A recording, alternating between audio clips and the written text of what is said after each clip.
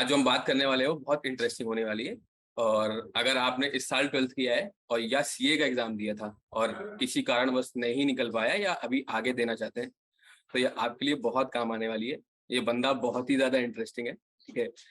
और अभी सीए में ऑल इंडिया रैंक 1 लाए हैं। मीत शाह हमारे साथ हैं। नमस्कार, मेरा नाम प्रशांत है।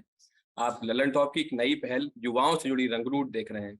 तो चलिए मीत जी से बात करते हैं। तो हेलो मीत, कैसे हैं? हाय प्रशांत, ठीक हूँ मैं। आप कैसे हो?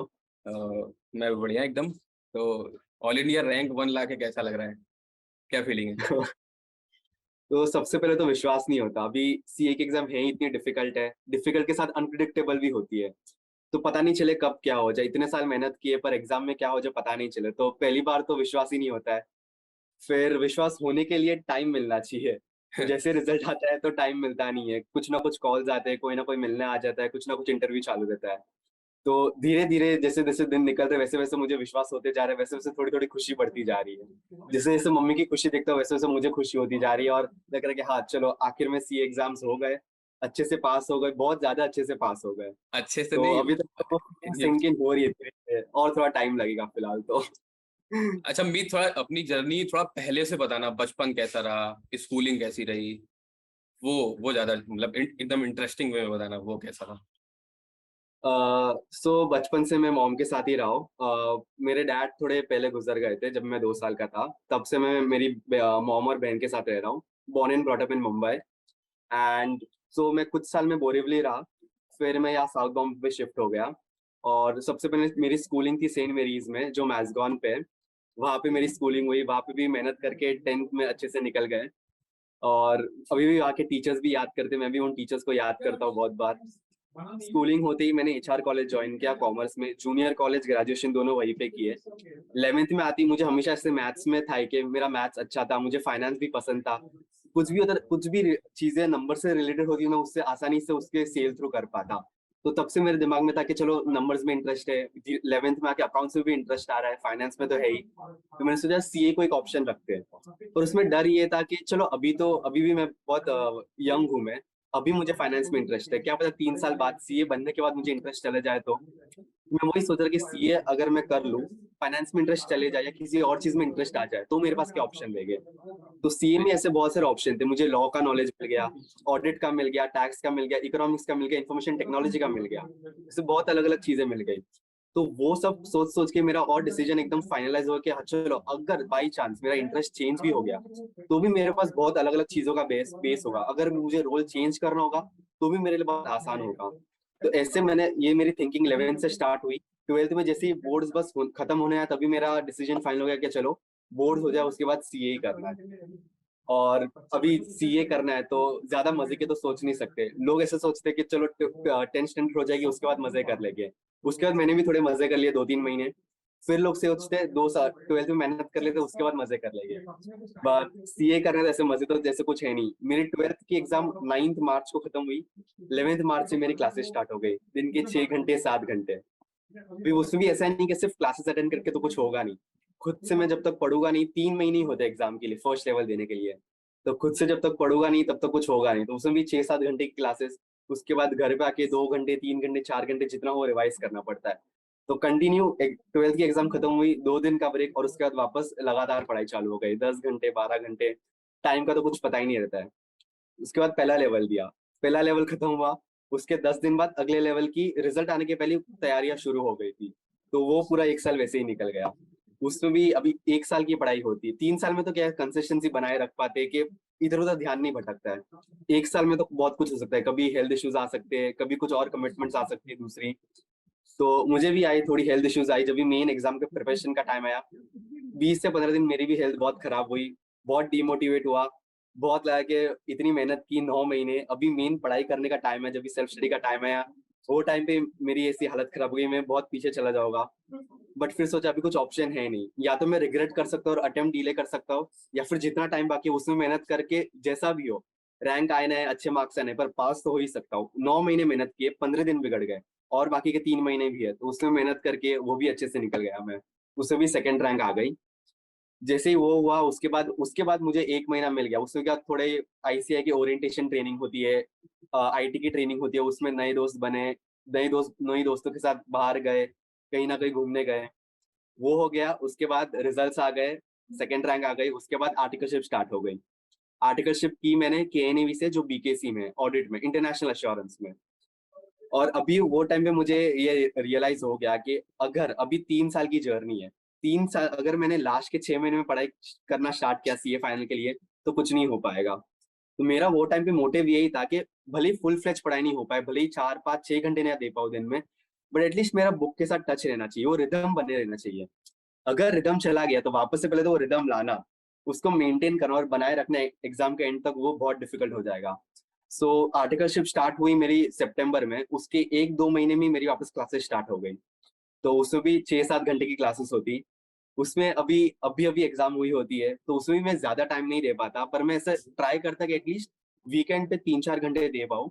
और वीकडेज में ऑफिस के बाद अगर 1 1.5 घंटा भी मिल गया ना, तो कुछ नया नया ना सही, जो पिछले हफ्ते क्लासेस में सीखा है वो एटलीस्ट रिवाइज कर लूँ मैं। तो ऐसे मैंने इंश्योर किया कि मैं बुक्स के साथ टच बनाए रखूँ, कुछ ना कुछ पढ़ते रहो, कुछ ना कुछ कॉन्सेप्ट रिवाइज करते रहो।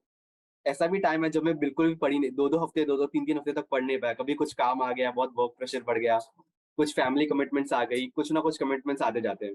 तो भी फिर भी मैंने इंश्योर किया, जो भी मेरा टाइम दूसरी चीजों में चला गया, वो मैं ट्राई करूँ कि रिकवर कर पाऊँ। तो ऐसे होते गए फिर आ गए लास्ट के 6 महीने। दिसंबर से एकदम फुल फ्लेज पढ़ाई, काम से छुट्टी मिल गई। उसमें तो फिर उसमें मैंने ऐसा ट्राई किया कि मैं टाइम का ट्रैक ही ना रखूं। तो सीए इंटर के मैं ट्राई करता कि मुझे 10 घंटे पढ़ना है, 12 घंटे पढ़ना है। बट उससे मुझे ये रियलाइज हुआ, अगर मैं टाइम पे ध्यान दूंगा तो मैं सिर्फ टाइम पे ध्यान देता रहता हूँ, पढ़ाई तो पूरी होती नहीं थी। तो अब की बार उस गलती से मैंने सीखा, और मैंने सोचा अब की बार मैं अपना गोल टाइम के बेसिस पे नहीं, चैप्टर्स के बेसिस पे, सम्स के बेसिस पे सेट करूंगा। तो अब की बार मैंने वो किया कि मुझे दिन में 2 चैप्टर करने, 20 सम करने, 3 4 चीजें रिवाइज स्मॉल करनी है गोल्स। कौन। Yes exactly. तो वो करते गया। बहुत बार ऑब्वियसली टारगेट अचीव नहीं हुए, प्लानिंग होती है फेल होने के लिए। तो कंटिन्यूअसली उसको अपडेट करते रहना पड़ा। कभी कभी तो एवरी संडे अपडेट करता था, लास्ट के दिनों में तो एवरी डेली अपडेट करना पड़ता था। तो वो होते गए फिर एग्जाम्स आ गई। फाइनली एग्जाम्स निकल गई। उसमें भी बहुत प्लान्स बनाए थे, पर वैसा कुछ होता नहीं है।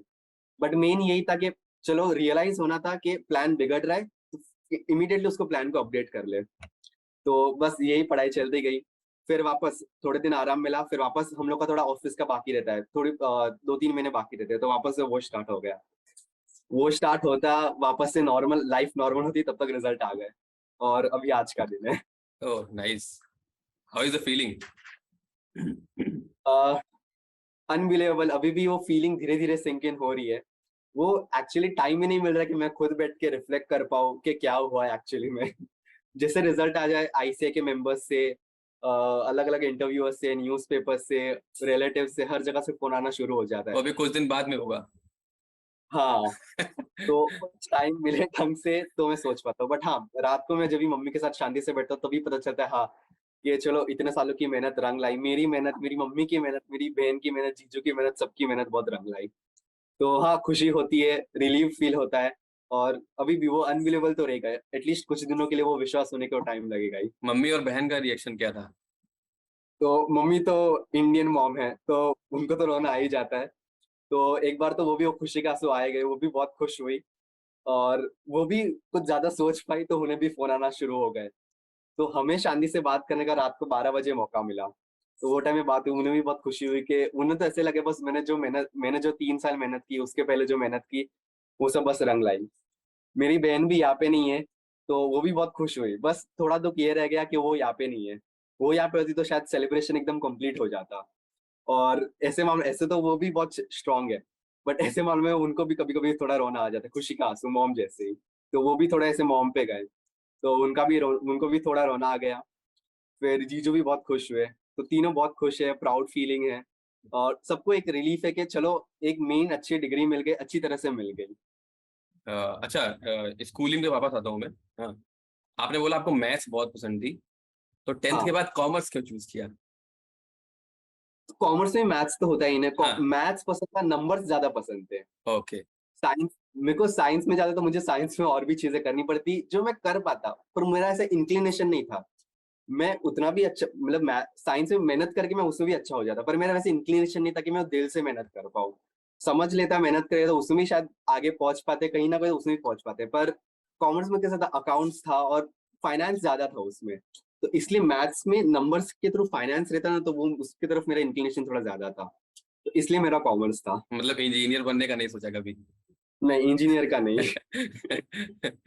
अच्छा, पेरेंट्स और मतलब जैसे दीदी हैं या जीजा हैं, उनका रोल क्या रहा हाँ है गाइडेंस में और सपोर्ट में, जब जब भी लो टाइम्स आते हैं, आप घर पे रहते हो, हाँ या जैसे पेंडेमिक भी आया था, तो इन सब हाँ। में आपने कैसे कोप अप किया, ये बताना। तो सबसे पहले पैंडेमिक का बता देता हूँ। अभी पैंडेमिक में मुझे एक फायदा भी हुआ और बहुत बड़ा नुकसान भी हुआ। सबसे बड़ा अपॉर्चुनिटी मेरे लिए ये था कि जैसे ही लॉकडाउन आया, सब कुछ वर्क फ्रॉम होम हो गया। तो वर्क फ्रॉम होने की वजह से मेरा बहुत सारा ट्रैवल का टाइम बच गया, फिर वो चाहे ऑफिस जाने के लिए हो या फिर क्लासेस जाने के लिए हो, और एक्चुअली बहुत सारे दोस्तों के साथ घूमना भी कम हो गया। तो उसकी वजह से मेरा बहुत टाइम बच गया और मैं उसको यूज कर पाया अपने रिवीजन के लिए, अपनी पढ़ाई करने के लिए। तो मेन मेरा वही पैंडेमिक से फायदा ये हुआ कि टाइम बच गया और उसको मैं अपने पढ़ाई में इन्वेस्ट कर पाया। अगर कभी पढ़ाई करने का मन नहीं हुआ तो भी मैं आराम कर पाया, कुछ ना कुछ रिलैक्स कर पाया। बट सबसे बड़ी प्रॉब्लम ये हुई कि सब कुछ ऑनलाइन हो गया। ऑनलाइन हो गया तो सब सारे लेक्चर, सारे क्लासेस भी ऑनलाइन हो गए। और मेरा ऐसा है ना कि मुझे फेस टू फेस लाइव 50 बच्चों के बीच में बैठ के पढ़े तो मुझे ज्यादा समझ में आता है। कैसे, अगर मैं अकेला पढ़ूंगा तो मैं सिर्फ 10 चीजें सोच पाऊंगा, जो सर पढ़ेगा उसके बाद मैं 10 चीजें और सोच पाऊंगा। 50 बच्चे बैठोगे तो 10 चीजें मैं सोचूंगा, 20 चीजें बाकी के बच्चे सोचेंगे। मिलके सबकी अंडरस्टैंडिंग बढ़ती है। इंटरेक्टिव तो क्लासेस। वो, हाँ, तो इंटरैक्टिव होती है, सर के साथ डायरेक्टली फेस टू फेस बातें कर पाए। डाउट सॉल्विंग के लिए व्हाट्सएप तो था ही, बट फिर भी जो फेस टू फेस बातें होती है वो अलग ही होती है। तो वो मेरे लिए बहुत बड़ा सेटबैक था, मुझे कभी ऑनलाइन क्लासेस जमे नहीं। इनफैक्ट क्लासेस खत्म होने तक मुझे ऐसे लगे ऑनलाइन क्लासेस मुझे तो नहीं जम रहे। बट फिर मेरे पास कुछ ऑप्शन नहीं था, या तो मैं बैठे बैठे रिग्रेट करता और या तो एग्जाम्स खराब करता अपने, या फिर जो है उसे एक्सेप्ट करता और शायद थोड़ा सेल्फ स्टडी में मेहनत करता। ये सब चीजों में ही मेरी मॉम आती है, मेरी बहन आती है। मेरी मॉम, बहन और जीजू समझाते कि कुछ ऑप्शन तो है नहीं अभी, तो रिग्रेट कर सकते हैं बैठे बैठे, रिग्रेट करेगा रिजल्ट के बाद भी वापस रिग्रेट ही करते रहेगा। उससे अच्छा जो है उसको एक्सेप्ट कर ले, मेहनत कर ले, क्या पता ये रिग्रेट तुझे पता चले कि हाँ, जो भी मेहनत लाई वो जो जो हुआ, जैसा हुआ सब अच्छे के लिए हुआ। तो ये कोविड के टाइम पे उन्होंने ये मॉरल सपोर्ट दिया। फिर इतना ज्यादा क्वेश्चन होता है, इतना आसान भी होता नहीं है। बहुत बार मैं कुछ प्रैक्टिस करता, मुझे कुछ सम सॉल्व नहीं हो पाते, कभी मेरा टाइम टेबल डेली मीट नहीं हो पाता। तो उसमें भी वो मॉरल सपोर्ट देते हैं कि बोले कि तू अकेला नहीं है, तू पढ़ाई कर रहे हैं, तेरे जैसे और भी बहुत लोग पढ़ाई कर रहे हैं, सबका कुछ ना कुछ ऊपर नीचे होता ही रहेगा। किसी का टाइम टेबल मीट होता होगा तो उनका कुछ कंसेप्ट में प्रॉब्लम होता होगा, कंसेप्ट में प्रॉब्लम नहीं होता होगा तो कुछ और इश्यूज आते होंगे। तो जैसा तू है वैसे सब है, तू भी अपनी मेहनत करते रहे, फिर एंडिंग में जो होगा वो अच्छे के लिए होगा। चाहिए तो कभी हमसे बात कर ले, हम थोड़ा तेरा थोड़ा माइंड चेंज हो जाएगा, हमसे बात करेगा, हम कुछ दूसरी बातें करेंगे, वापस से शायद से तेरी एनर्जाइज हो जाएगा, मोटिवेशन मिल जाएगा। तो ये तो एग्जाम के लास्ट तक चलता रहा। कभी कुछ पेपर खराब चला गया, तूने बोला चलो ठीक है अब वो पेपर हो गया, उसके बारे में सोचता रहेगा तो अगला पेपर भी खराब जाएगा। उससे अच्छा सो जा, आराम से आराम कर ले, वो पेपर को भूल जा और अगले पेपर की तैयारी स्टार्ट कर ले। तो मॉम, बहन, जीजू का तो मोटिवेशन, मॉरल सपोर्ट, यही सब रोल रहा है। अच्छा, थोड़ा मीत, सीए को एक, मतलब अगर कोई 11 12 में है, हाँ, वो हाँ एकदम बेसिक से स्टार्ट करना चाहता है, तो थोड़ा हाँ पूरा पूरा पेपर का पैटर्न क्या है, हाँ, तो उसके बारे में थोड़ा बताना, कितनी स्टेजेस है, क्या है, जैसे मेरे को नहीं पता, हाँ, तो हाँ। मेरे को बताना है। सो हाँ, सो 12th के बाद पहले सबसे पहले तो सीए फाउंडेशन होते हैं, उसमें थोड़े 5-6 सब्जेक्ट होते हैं। उसमें इकोनॉमिक्स, मैथ्स, लॉ, अकाउंट्स, ये सब अलग अलग सब्जेक्ट्स होते हैं। वो दो दो 3 दिन की एग्जाम होती है। तो उसमें सबसे पहले एग्जाम रजिस्टर करके नवंबर में देना होता है। उसमें भी सर्टन उसमें भी सर्टन पासिंग क्राइटेरिया होते हैं। सबसे तो वो पहला लेवल होता है, वो एंट्रेंस जैसे भी बोल सकते हैं। वो सो 12th के पहले सबसे पहले वो एग्जाम होती है। ये एग्जाम हो जाए उसके बाद सेकेंड लेवल आता है, उसमें 2 ग्रुप होते हैं, दोनों ग्रुप में 4-4 पेपर होते हैं। तो जैसे पहले ग्रुप में अकाउंट्स होता है, लॉ होता है, कॉस्टिंग होता है, टैक्स होता है। टैक्स में भी फिर इनकम टैक्स होता है, जीएसटी होता है, बहुत सारे अलग अलग सब सब्जेक्ट्स पार्ट्स। होते हैं उसमें। हाँ, सब पार्ट्स होते हैं, तो 4 पेपर और उसमें अलग अलग छोटे छोटे सब पार्ट्स होते हैं। वैसे ही सेकंड ग्रुप में भी 4 पार्ट्स होते हैं, उसमें भी अलग अलग सब्जेक्ट होते हैं, ऑडिट होते हैं, इंफॉर्मेशन टेक्नोलॉजी होता है, फाइनेंस होता है, इकोनॉमिक्स होता है। लोगों के पास ऑप्शन होता है, एक ग्रुप दे पाए या दोनों ग्रुप साथ में भी दे सके। एक ग्रुप हो जाए और उसके बाद समझो किसी का सेकंड ग्रुप रह गया फिर दिया ही ना हो, तो उसके बाद डायरेक्टली आर्टिकलशिप जो 3 साल की होती है वो स्टार्ट कर सके। 2 ग्रुप साथ में देने का फायदा ये होता है कि समझो एक ग्रुप में थोड़े कम नंबर आ गए, पासिंग मार्क्स से थोड़े के लिए रह गए, और दूसरे ग्रुप में पासिंग मार्क्स से ऊपर आ गए, तो वो सेट ऑफ हो जाता है। और दूसरा है कि एक बार में जो भी है, एक बार में जोश जोश में पढ़ाई निकल जाती है, ऐसा नहीं कि वो पूरा रिदम में, बहुत बार रिदम में ही निकल जाती है पढ़ाई। तो ये सेकंड लेवल होता है। सेकंड लेवल का एक ग्रुप हो गया है, दोनों ग्रुप हो गया, जो भी है, उसके बाद 3 साल की आर्टिकलशिप रहती है। किसी प्रैक्टिसिंग सीए के अंडर हमको काम करना रहता है। फिर वो कुछ भी हो, ऑडिट हो, टैक्स हो, अभी तो बहुत अलग अलग डिपार्टमेंट खुल गए। कोई वैल्यूएशन में काम करते, कोई लिटिगेशन में काम करते, कोई कंपनीज एक्ट वाले, कोई उन चीजों में काम करते हैं। तो वो तो जैसा खुद का इंटरेस्ट हो, जैसा खुद के फ्यूचर प्लान्स वगैरह अच्छा, उसके वो ऊपर रहता है। एरिया चूज करने वाली बात है। हाँ, वो अपने पे रहता है। And it's more like internship. हाँ, इंटर्नशिप जैसे, तो हम तो आईसीआई में उसको आर्टिकलशिप बोलते हैं। तो वो 3 साल का रहता है। तो 3 साल में जो लास्ट के 6 महीने होते हैं ना, उसमें हम अपनी एग्जाम दे सकते हैं। तो फिर वो 2.5 साल उस एग्जाम देने के पहले हमको और 2 कोर्स करने पड़ते हैं, जीएमसीएस और एडवांस आईटीडी होता है। तो जीएमसीएस में कैसा है, सब लोगों के साथ मिलते हैं, क्लासरूम होता है, उसमें अलग अलग प्रेजेंटेशन होते हैं, कम्युनिकेशन सिखाते, अलग अलग चीजें, वो डेवलपमेंट रहता है। और एडवांस आईटीडी में जो हमारे सीए के प्रैक्टिकल लाइफ के रेलेवेंट जो भी सॉफ्टवेयर होते हैं, माइक्रोसॉफ्ट हो गया, हमारे जो भी अलग अलग ऑडिट सॉफ्टवेयर, टैक्स सॉफ्टवेयर होते हैं, वो सब सिखाया जाता है। तो वो पूरा हो गया, उसके बाद हम और 2.5 साल हो गए आर्टिकलशिप के, उसके बाद हम एग्जाम दे सकते हैं। इंटर्नशिप के जैसे ही इसमें भी 2 ग्रुप होते हैं, दोनों ग्रुप में 4 4 पेपर होते हैं। और कोई कोई पेपर में सब पार्ट्स होते हैं, कोई कोई पेपर सिर्फ एक ही सब्जेक्ट होता है। इसमें भी लोगों के पास ऑप्शन होता है, एक ग्रुप देना तो एक ग्रुप दे पाएंगे, दोनों ग्रुप साथ में दे दिया और क्लियर हो गए तो डायरेक्टली सीए बन जाएंगे। और दोनों ग्रुप साथ में दिया हो तो रैंक का भी चांसेस होता है, अगर एक एक ग्रुप दिया हो तो रैंक में कंसिडर नहीं करते वो लोग। ओ। और हाँ, दोनों ही लेवल पे इंटर सीए और फाइनल सीए, हर ग्रुप का टोटल मिनिमम 200 मार्क्स होना चाहिए। और हर पेपर का टोटल मिनिमम 40 मार्क्स होना चाहिए।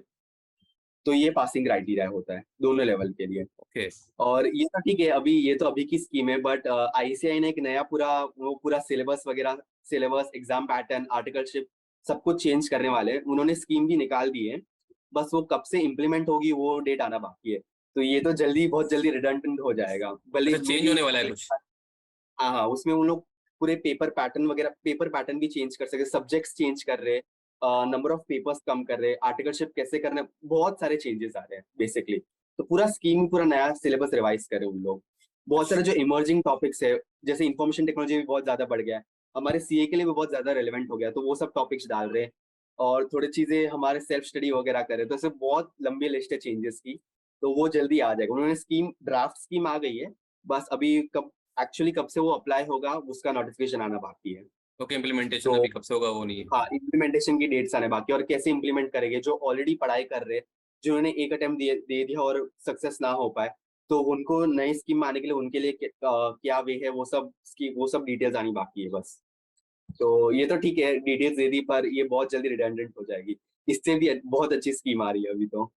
ओके। तो ये का है। तो मीत पढ़ाई तो बहुत हो गई यार। ठीक है, पढ़ाई के हाँ। अलावा क्या पसंद है? सो एक तो मैं बुक्स पढ़ता ही हूँ, मुझे माइथोलॉजी, माइथोलॉजिकल फिक्शंस वैसे पढ़ना बहुत पसंद है। जैसे 2 ऑथर जो मेरे दिमाग में आते हैं कभी भी, देवदत्त पटनायक और अमीश त्रिपाठी। इनकी किताबें पढ़ना बहुत पसंद है। अमीश त्रिपाठी जी की तो किताब मेरे बैग में ही रहती है, उनकी रामचंद्र सीरीज की बुक। बार बार, कभी एक बार, 2 बार वापस पढ़ते रहता हूँ मैं। तो ये हॉबी वाइज हो गया। फिर एक विजन सीए करके ग्रुप है, तो थोड़े चार्टर्ड अकाउंटेंट्स ने मिलकर एक ग्रुप बनाया है, सोशल ग्रुप जैसा है। वहाँ पे वो रैंकर्स को ऐड करते, जो रैंकर्स हो गए, पहले सीए बन गए हो, जो कहीं ना कहीं बहुत आगे पहुंचे हो, या सिर्फ पास भी हो गए ना, उनको ऐड करते। और सिमिलरली जो सीए स्टूडेंट्स हो, जो सीए की कोई भी लेवल दे रहा हो, उनको भी ऐड करते। तो उन सीए स्टूडेंट्स को कुछ भी क्वेरी हो, कुछ भी डाउट हो, जैसे कुछ सब्जेक्ट में कुछ कंसेप्ट समझ में नहीं आ रहा है, या फिर उनको अपना टाइम टेबल कैसे बनाए वो समझ में नहीं आ रहा है, फिर आर्टिकलशिप के साथ अपनी पढ़ाई कैसे मैनेज करें, तो उसके लिए हम एक एक करके, कोई जो भी जैसे अवेलेबल होता है, वो व्हाट्सएप पे, टेलीग्राम पे, अलग अलग जगह ग्रुप बनाए हैं, वैसे हम उनको हेल्प करते हैं। तो ये एक ऑफिशियल ग्रुप है जो मेरा अकेले का है। मैं भी थोड़े सीए एस्पिरेंट्स के लिए टेस्ट सीरीज प्रिपेयर करता हूँ, पेपर्स बनाता हूँ, उनके पेपर्स चेक करता हूँ, कुछ इंप्रूवमेंट्स के पॉइंट हो तो वो मैं उनको बताता हूँ। तो अभी तो फिलहाल बहुत छोटे स्केल पे है, जो नजदीकी में हो उनके साथ ही है। बट अभी आगे के वो देखते हो, और आगे कैसे होता है। आर यू प्लानिंग टू तो ये एक्सपेंड इट? अभी तो फिलहाल तो मैं मुझे खुद क्या करना है मैं वो सोच रहा हूँ। तो फिलहाल तो नवंबर 22 के लिए मैंने कुछ भी नहीं रखा है, क्योंकि मेरी एग्जाम्स हो गए, और मैं अभी उनके लिए कुछ लॉन्च करूँ तो उनके लिए भी जस्टिस नहीं करेगा, मतलब मैं बनाऊं, मैं फटाफट चेक ना भी कर पाऊँ, मैं भी थोड़ी चीजों में बिजी हूँ। तो मैंने सोचा फिलहाल उनके साथ उनके लिए कुछ नहीं करता हूँ मैं। होगा तो अगले अटेम्प्ट के लिए मैं वापस से रिज्यूम कर लूंगा उनके लिए okay, test series. Okay, okay. तो माइथोलॉजिकल सीरीज में इंटरेस्ट कहाँ से डेवलप हुआ? अ, ऐसा कुछ नहीं है, मतलब बचपन में कभी मम्मी कुछ भगवान की स्टोरी बता दी, कभी कुछ मूवीज देख ली, कभी कुछ मम्मी के साथ बैठ के टीवी शोज देख लिए, और ऐसे ही लाइव स्कूल में कुछ लाइब्रेरी में कुछ बुक्स उठा दी, तो वो धीरे धीरे डेवलप हो जाता है। तो ऐसा कुछ स्पेसिफिक रीजन नहीं है। कभी कोई बुक पे इंटरेस्ट आ गया, मे बी हो सकता है वो कोई ऑथर ने वो प्रेजेंट इस तरह से किया हो तो उससे ज्यादा इंटरेस्ट आ जाता है, बहुत बार वो भी होता है। तो बस वो ऐसा कुछ स्पेसिफिक रीजन नहीं है, मतलब पढ़ते पढ़ते और ज्यादा। वीडियो देखने वालों के लिए एक सीख है कि सीए बनना है तो किताबों के अलावा कुछ और भी पढ़ना जरूरी है ना? हाँ, वो तो है ही है। आउट ऑफ इंटरेस्ट ही पढ़े, लेकिन पढ़े। हाँ, हाँ, किताबों से चलो एग्जाम क्लियर हो जाए, बट उसके बाद कुछ ज्यादा आगे बढ़ना बहुत मुश्किल हो जाएगा। किताबों के साथ बहुत सारी अलग अलग चीजें भी करनी पड़ती है। अच्छा, किताबों के अलावा जैसे कोई आजकल लोग टीवी सीरीज देखते हैं, उनका टाइम मिलता था या इंटरेस्ट है या स्पोर्ट्स या कुछ भी ऐसा कुछ? इंटरेस्ट है टीवी सीरीज तो जैसे ही मेरी 29 मई को मेरी एग्जाम खत्म हुई, घर पे आके सबसे पहली चीज मैंने नेटफ्लिक्स और अमेजोन प्राइम डाउनलोड किया है। तो एग्जाम के 6 से 8 महीने पहले ही मैंने वो सब अनइंस्टॉल कर दिया था, टीवी सीरीज वगैरह देखना सब कुछ छोड़ दिया था। इंटर से एग्जाम हुई, उसके बाद भी मैंने ऐसे ही किया था। उसके बाद मैंने वापस से टीवी सीरीज वगैरह देखना शुरू किया था। बट जैसे जैसे एग्जाम्स का टाइम नजदीक आता गया, मैंने टीवी सीरीज वगैरह देखना सब छोड़ दिया था। अच्छा, फेवरेट तो one? TV series favourite one तो फ्रेंड्स ही रहेगा। बहुत कॉमन है, सब लोग बोलेंगे बहुत ज्यादा कॉमन है, कोई बोलेगा ओवररेटेड है, बट वो कैसा है, कभी मूड ऑफ हो, बहुत लाइट हार्टेड सीरीज है, तो फिलहाल तो फेवरेट तो वही है। कुछ भी कॉमेडी में मेरा फेवरेट है, वैसा है, light hearted comedy types. Okay okay. अच्छा, जो भी एस्पायरिंग कैंडिडेट्स हैं ना, हाँ, 5 पॉइंट्स बताना, how to be a CA in 5 points. अच्छा। वन वर्ड पॉइंट चाहिए रहेगा आपको? बिल्कुल। हाँ, consistency, okay planning, okay ICM material, okay avoiding distractions, going off social media. Okay. Going off social media is necessary? Yes. अभी इसमें भी अभी वो भी पर्सनल लेवल पे होता है। कोई कोई लोग सोशल मीडिया के साथ भी बहुत ऊपर तक पहुंच पाते हैं, कोई कोई लोग नहीं पहुंच पाते। तो मैंने पर्सनली सोशल मीडिया बंद रखा था, इंस्टाग्राम, स्नैपचैट वगैरह। सिर्फ मैं व्हाट्सएप पे ऑन था, और जैसे जैसे एग्जाम नजदीक आई, मैंने व्हाट्सएप भी कम कर दिया था। कुछ भी व्हाट्सएप का कुछ काम होगा तो वो मैं मम्मी के थ्रू करता था। तो ये 5 पॉइंट बहुत मेन रहेंगे मेरे हिसाब अच्छा से। अच्छा, एक क्वेश्चन है, ये मेरी एक फ्रेंड से है। आर्टिकलशिप हाँ, के साथ रैंक लाने का एसओपी क्या है, और ऑफिस के साथ क्लासेस कैसे कंप्लीट की थी आपने? सो ऑफिस के साथ अभी मेरा मेन तो मैंने जल्दी क्लासेस शुरू कर दी। तो जल्दी में अभी हम भी नए नए होते हैं, तो हमें भी उतना आता नहीं होता है। तो ऑफिस वाले भी उस हिसाब से काम देते हैं। शुरू में थोड़ा वो भी ऐसा काम है जिसे हम सीख पाए। तो वो टाइम पे ऑब्वियसली वर्क प्रेशर नहीं होता है, तो वो टाइम पे अगर क्लासेस खत्म कर दी ना, तो क्लासेस कोई भी लेक्चर्स मिस आउट ना करना पड़े। वीकेंड्स मिल जाता है, कोई कोई कभी कभी क्लासेस ऑफिस के पहले टाइम मिल जाता है। तो मेन तो वीकेंड्स मिलेंगे, और ऑफिस के पहले का टाइम, ऑफिस के बाद का टाइम। ऐसा समय आएगा जब भी वर्क प्रेशर बहुत रहेगा, कुछ ना कुछ रिपोर्टिंग रिक्वायरमेंट्स होगी, ड्यू डेट्स होती है, कभी किसका टैक्स फाइलिंग का डेट होगा, कभी रिजल्ट्स पब्लिश हो गए। तो वो टाइम पे 12 बजे 1 बजे कुछ भी हो सकते हैं, तो वो टाइम पे हो सकता है पढ़ाई ना हो पाए। जिनके पास वीडियो लेक्चर्स है वो तो अपने पेज पे भी कवर कर पाए। तो ऐसे कुछ स्पेसिफिक एसओपी नहीं है, बस मेन ये है कि काम के चक्कर में या कुछ भी दूसरी चीजों के चक्कर में ऐसा ना हो कि बुक से कंप्लीटली टच छूट जाए। बस बुक्स के टच में रहो, रिदम ना छोड़ो बस, क्योंकि इंटरसी में लोगों ने बहुत मेहनत की होती है। तो पढ़ाई में अभी तक वो बुक्स में घुसे हुए थे, वो रिदम बनाया हुआ रहता है। आर्टिकलशिप में बहुत लोग वो रिदम छोड़ जाते हैं, और वापस से जैसे जैसे बड़े होते हैं वैसे वैसे रिदम गेन करना बहुत मुश्किल हो जाता है, और पढ़ाई भी डिफिकल्ट है। तो बस रिदम बनाए रखे, आर्टिकलशिप जो भी हो, जैसे हो आर्टिकलशिप की स्टार्ट होने की 1-2 महीने में हो सके तो क्लासेस स्टार्ट कर लो, और रिवाइज करते रहो थोड़ा, भले ही 1 घंटा 2 घंटा आधा घंटा, बट रिवाइज करते रहो। तो आराम से मैंने वो हो ही जाएगा, पास भी हो जाए, कभी कभी शायद रैंक भी आ जाए। बस रिदम बनाए रखे। अच्छा, वन लास्ट थिंग, जैसे यूपीएससी ऐसे एग्जाम्स होते हैं, ठीक है, उसमें बहुत लोग बोलते हैं कि 14-14 16-16 घंटे पढ़ना होता है। तो आपने कितने हाँ। घंटे पढ़ा, सीए बनने के लिए कितने घंटे पढ़ना जरूरी है? देखो, मैं सच बताऊं तो है ना, मैंने जो जो मेन लास्ट के 6 महीनों की पढ़ाई होती है उसमें मैंने अपना टाइम ट्रैक ही नहीं किया।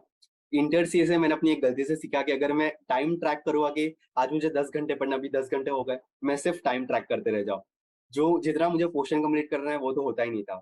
अब की बार मैंने ऐसे इंश्योर किया कि मेरा daily target number of hours में ना हो, number of chapters, number of questions, number of concepts में हो। तो मेरा daily target, weekly target, monthly target वही होता था। बट मम्मी से वगैरह बात करो, और मेरा अंदाजा ऐसा है कि 10 से 12 घंटा तो हो ही जाए दिन की पढ़ाई। ये भी बहुत रफ एस्टिमेट है, बट 10 से 12 घंटे, जितना बड़ा ज्यादा पोर्शन है वो उतना कवर हुआ है, मतलब 10 से 12 घंटे तो होते ही होंगे। और एग्जाम्स के दिनों में तो कभी कभी शायद 15 घंटे भी होते होंगे, 15 से 16 घंटे भी। तो बराबर से तो कभी ट्रैक नहीं किया, बट उतना तो होता ही होगा।